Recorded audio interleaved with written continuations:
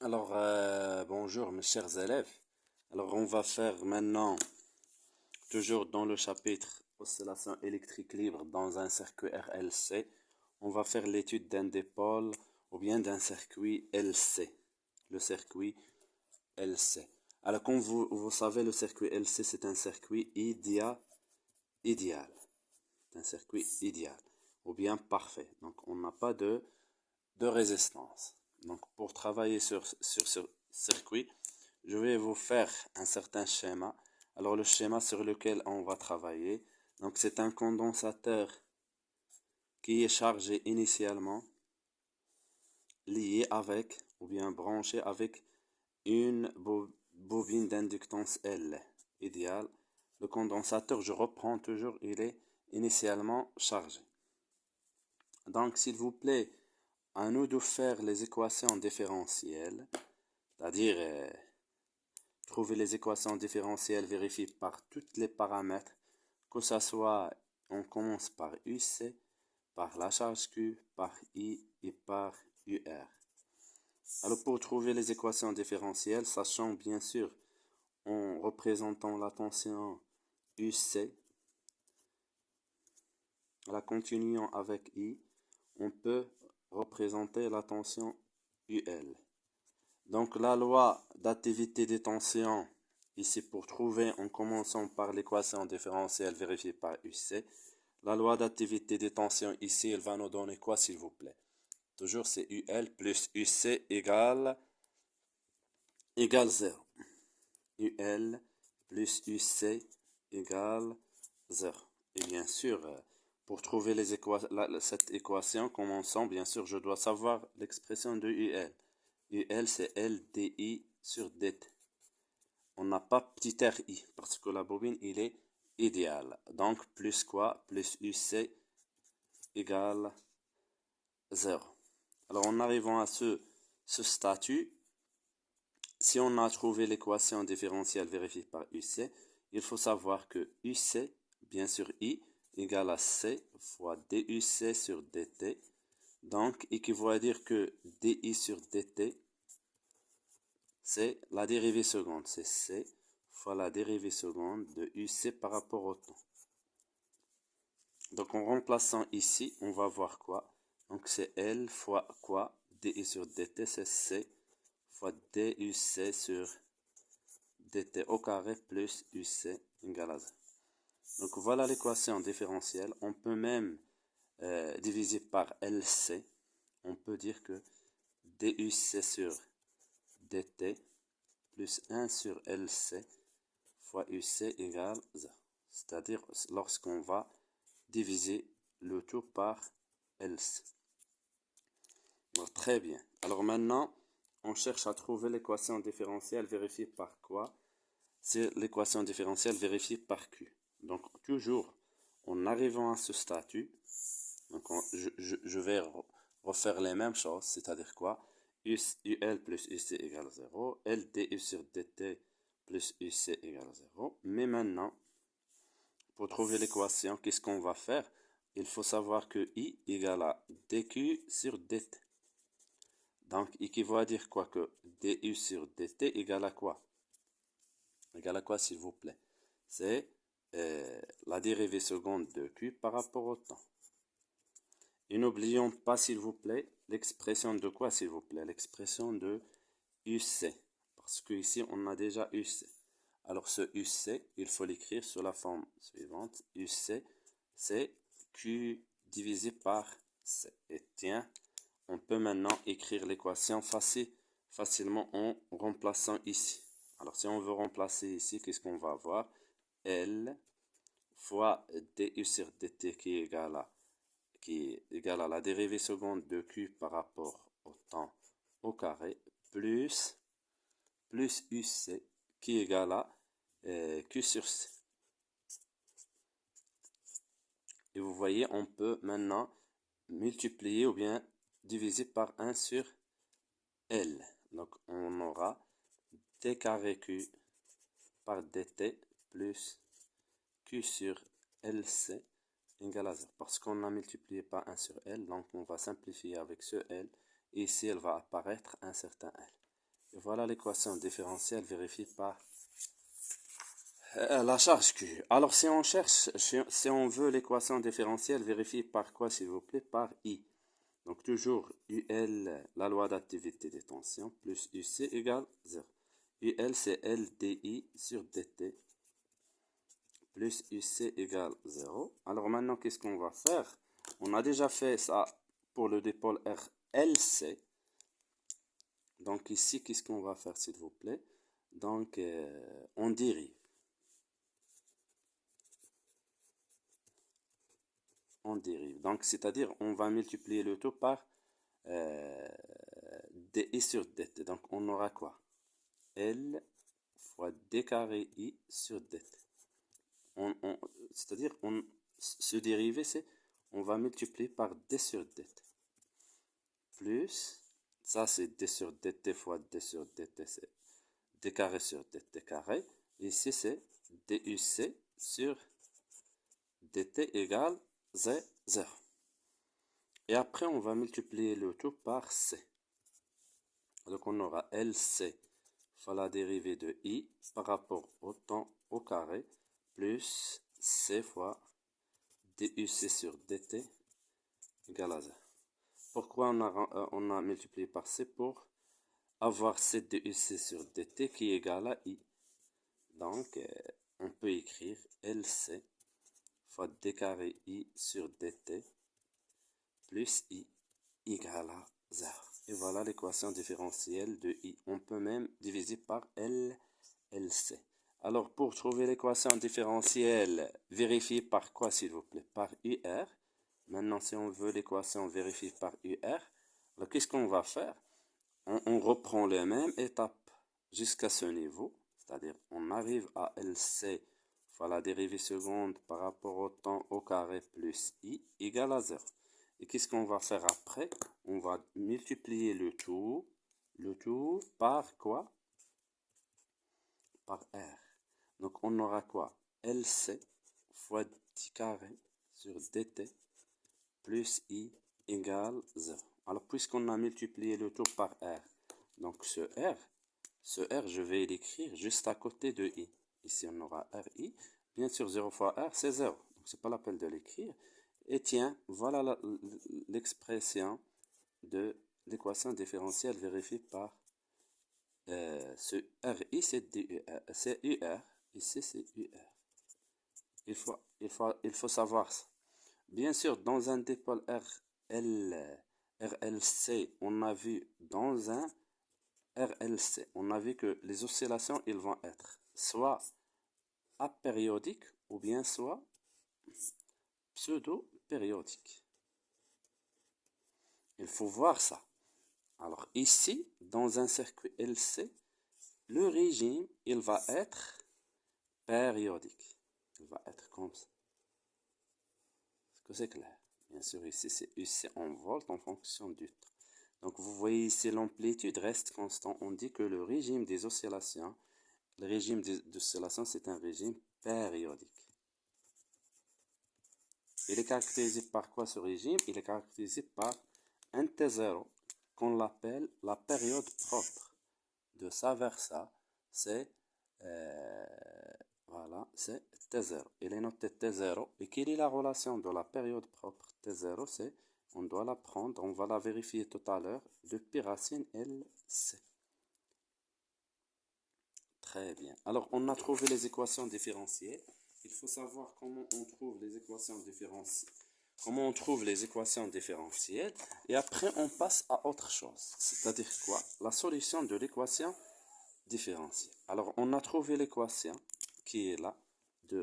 On travaille maintenant par exemple, UC, donc DUC sur DT au carré plus 1 sur LC fois UC égale à 0. Voilà l'équation différentielle. Alors maintenant, la solution de l'équation différentielle, il va être écrit comment, s'il vous plaît? Alors, il faut savoir la forme de l'expression UC de T. Ici, c'est, je dois prendre même l'allure de cette équation. Et qu'est-ce que je dois prendre encore? C'est que cette solution, cette équation, il a une solution qui est écrite sur la forme suivante. UC max fois cos 2pi sur T0 fois T plus phi. Voilà. Ça, c'est la solution. La solution, il est périodique. Regardons ici, il est écrit sous forme d'un cos. Donc, le cos, c'est une fonction qui est périodique. C'est pour cela, il faut savoir ça. Alors, bien sûr, ce UC max, c'est la valeur maximale. C'est l'amplitude, ce qu'on vient de voir ici. C'est, voilà, UC max. Ça, c'est la valeur de UC max. C'est très bien. Donc qu'est-ce qu'on va faire ici? Par exemple, quelle est l'expression de la charge Q de T donnée? Donc l'expression de Q de T, c'est-à-dire quoi? Q, on sait que QT égale à C fois UC de T. Donc c'est C fois ce UC qui est égal à ça. Donc c'est C fois UC max fois cos 2pi sur T0 fois T plus phi. Bien sûr, ce T0, c'est la période propre, et ce phi, c'est la phase à l'instant égale 0, et tout ça, c'est la phase à l'instant T. Pour T égale 0, voilà phi, il s'appelle la phase. On va voir comment on détermine la phase. Donc, on peut, puisqu'on a ici Q à l'instant T, l'unité de Q, c'est le colombe, et CUC max, on peut écrire que c'est Q max fois 2pi sur T0 fois T plus phi. Voilà Q de T. Et vous voyez, avec ce Q max égale à C fois UC max. C'est la charge maximale. Donc, on peut même avoir la courbe en Q. Donc, Q en colombe, en fonction du temps, il va être périodique. De période propre, T0, T en seconde. Voilà, ça c'est la valeur de Q max. Q max qui égale à C fois UC max. Et la période propre de valeur max vers la valeur max, voilà la valeur de T0. La période propre. Alors, on peut avoir autre question, s'il vous plaît. C'est-à-dire quoi? Déterminer l'expression maintenant de I de T. Est-ce que c'est clair? I de T égale à quoi? On sait que I à l'instant T égale à C fois DUC sur DT. Très bien. Il faut savoir faire la dérivée de cos. Très bien. Donc, c'est C fois D sur DT de quoi? De UC de T qui égale à quoi? UC de T, elle est là. UC max cos. Donc, je vais l'écrire. UC max fois cos 2pi sur T0, T plus la phase phi. C'est écrit comme ça. Voilà. Alors, la dérivée de cos, c'est moins sinus. Donc, c'est C. Ce D sur DT, c'est moins sinus. Donc, il y a un certain moins. Et ce cos, il va être écrit sinus. Tout ça. 2pi sur T0 fois T plus phi. Alors, n'oublions pas, s'il vous plaît, que ce 2pi sur T0, c'est devant T. Donc, on va la faire sortir ici. C'est 2pi sur T0. C'est ça la dérivée. Moins 2pi sur T0 fois sinus ça. Et n'oublions pas qu'on a auparavant, on a déjà UC max. Très bien. On a déjà ce UC maximal. Donc, on peut l'écrire, on peut commencer moins. Voilà. 2pi sur T0 fois C fois UC max fois sinus tout ça. 2pi sur T0 fois T plus. Alors, on peut s'arrêter à ce niveau de développement, mais on peut utiliser quoi? On peut utiliser quoi, s'il vous plaît? L'expression de ce T0. On a déjà écrit, on va la démontrer. T0, on a déjà écrit que T0 égale à 2 pi racine LC. Donc, voyons voir, s'il vous plaît, qu'est-ce qu'on va faire maintenant. Donc, I de T, continuant, c'est moins 2 pi divisé par T0 fois C fois UC max fois sinus 2pi sur T0 fois T plus phi. Alors, qu'est-ce qu'on va faire, s'il vous plaît? On a dit il faut remplacer ce T0. Ce T0, on va la remplacer par quoi? Par 2pi racine LC. Et vous voyez maintenant, en simplifiant ça avec ça, on aura quoi? Moins C UC, moins C divisé par la racine de LC fois UC max fois sinus de ça. Très très bien. Alors si vous avez des questions, n'hésitez pas à me laisser des commentaires. Alors C carré, regardons, on a C au numérateur, C au dénominateur. Donc je vais la faire entrer dans la racine, donc c'est un moins, et je vais l'écrire comme la façon suivante. Ce C carré, il va entrer en racine en C carré, divisé par LC fois FC max fois sinus de pi sur T0 fois T plus phi. Et bien sûr, qu'est-ce qu'on va faire maintenant? On simplifie un certain C avec C et on va l'écrire sous la forme suivante. C'est moins la racine de quoi? Il va nous rester un C divisé par L fois UC max fois sinus de pi sur T0 fois T plus phi. Voilà l'expression finale de I de T. Très bien. Il faut savoir faire tout ça. Voilà l'expression de I de T. Alors, bien sûr, maintenant, on cherche à déterminer ou bien montrant que T0 égale à 2pi racine LC. La relation, il faut la prendre, mais on cherche à démontrer maintenant. Alors, on a UC de T égale à UC max fois cos 2pi sur T0 fois T plus phi. Alors, on vient de faire la dérivée. On dérive pour la première fois et pour la deuxième fois. DUC sur DT, la dérivée de ça, on a dit que c'est moins 2pi sur T0 fois UC max. Et la dérivée de sin, de cos, c'est moins sinus. Moins, et ce 2pi sur T0. Et ici, c'est sinus 2pi sur T0 fois T plus phi. Et si vous êtes faible en maths, il faut faire de la façon suivante. On va faire sortir un 2pi sur T0 qui va être ici avec un certain moins. Et ce cos, il va devenir un certain sinus. Ça, c'est pour les faibles en maths. Donc, laissons ça comme il est. Et tout ça, il va réécrire ici. Très bien. Et qu'est-ce qu'on va faire après? On dérive pour la deuxième fois. Donc, c'est DUC sur DT. Donc, c'est la dérivée de ça. Donc, comme vous voyez, on a un certain moins. On a déjà UC max. C'est bon. Et fois la dérivée de la sinus, c'est la fonction cos. C'est 2pi sur T0 fois T plus phi.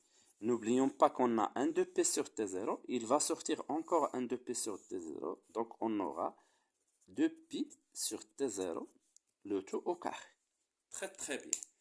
Voilà. Alors, et quand vous voyez, c'est quoi ce UC max cos? C'est la solution. Donc, voilà, tiens, une bonne relation. 2pi sur T0 au carré fois UC de T. Et voilà, ça, c'est la dérivée de UC par rapport au temps. Voilà. Cette relation, c'est pour toujours. Hein. Pour toujours, dans n'importe quel dipôle LC, on peut trouver la dérivée de seconde toujours de la même façon et cette expression ne varie pas. Donc, on va utiliser l'équation différentielle et d'après l'équation différentielle, on a trouvé déjà dans l'équation différentielle sur quelle forme? DUC sur DT carré plus 1 sur LC fois UC égale à 0. Et je vais faire passer ce 1 sur LC vers l'autre côté. Donc, on aura DUC sur DT carré égale à moins 1 sur LC fois UC égale à, pardon, voilà. Et comme vous voyez cette relation, je vais l'appeler 2. Et qu'est-ce qu'on va faire? On va identifier ou bien on va faire comparaison entre les deux. Donc, par identification ou bien par comparaison entre 1 et 2. Donc, par identification entre 1 et 2. On aura quoi, s'il vous plaît? Regardons, la dérivée, c'est la dérivée. Moins, moins. UC, UC. Donc, il va nous rester ça égal à ça. Donc, 2pi sur T0 au carré égale à 1 sur LC. Et qu'est-ce qu'on va faire, s'il vous plaît? Premièrement, on va faire l'inverse. Essayez de suivre cette méthode. Essayez de la prendre. Donc, T0 sur 2pi. Le tout au carré égale à l'inverse de ça qui est égal à LC. L'inverse de 1 sur LC, c'est LC. Très bien. Et qu'est-ce que je vais faire maintenant? Je vais enlever le carré par la racine ici. Donc, on aura T0 sur 2pi égale à la racine de LC. Très bien. Et je vais faire passer ce. Donc, on aura T0 égale à 2pi fois la racine de LC. Très, très bien. Voilà. Ça, c'est la période propre. La période propre. Alors, si on veut l'expression de la fréquence propre, il faut savoir ça. La fréquence F0 égale à 1 sur T0. Donc, F0 égale à quoi? C'est 1 sur 2pi fois la racine de LC. Très bien. Ce que nous reste dans cette étude théorique d'un circuit LC, il va nous rester quoi, s'il vous plaît? De faire l'application ou bien l'analyse dimensionnelle de T0. Alors, il faut savoir utiliser ou bien vérifier que T0 a une dimension temporelle. Alors, on a T0 égale à 2pi fois la racine de L fois C. Si on veut faire l'équation aux dimensions, donc je vais faire les crochets ici. Voilà, c'est comme ça. Très bien. Alors, les crochets, s'il vous plaît, de 2pi, c'est un nombre, donc les crochets, c'est 1. Donc, cherchons les crochets de C et L. Alors, on a I égale à C DUC sur DT. Ça équivaut à dire quoi? Que ce C, la dimension de C, égale à quoi? C'est la dimension de I fois la dimension de T, fois la dimension de ce T, divisé par la dimension de U. Alors, ce C, c'est I fois T divisé par U. Et après UL, c'est L fois DI sur DT. Donc, on cherche la dimension de L. C'est quoi la dimension? C'est U fois T divisé par I. Pour la dimension, il ne faut pas mentionner les dérivés parce que la dérivée sur la dérivée égale à 1. Donc, c'est U, très bien, fois T divisé par I. Et remplaçant donc dans T0.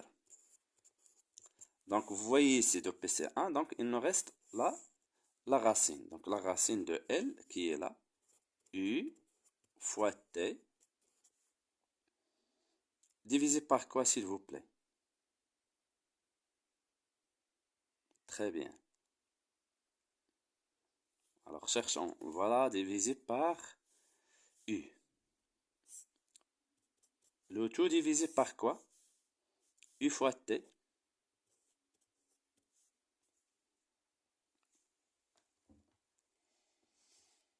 Donc, très bien. Voilà. Alors, pardon, c'est pas le quotient, s'il vous plaît, c'est fois. C'est fois quoi? U fois T divisé par I. U fois T divisé par I fois I fois T divisé par U. Très bien.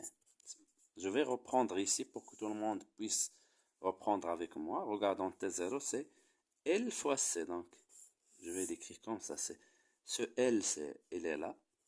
U fois T divisé par I. Très bien. Fois quoi? Fois C qui est là.